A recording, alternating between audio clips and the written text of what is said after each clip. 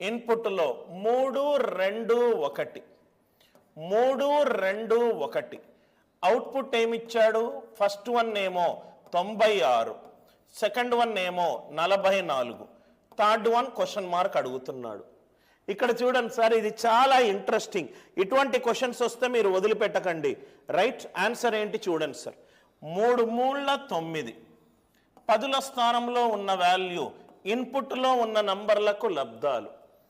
Unit digit ఏమో ఈ రెండింటినీ కూడితే 3 + 3 ఎంత? 6. 3 3 9, 3 + 3 6, 2 2 4, 2 + 2 4, 2 + 2 4. అంటే యూనిట్ స్థానంలో ఉండాలంటే ఇన్పుట్ వాల్యూలను కూడండి.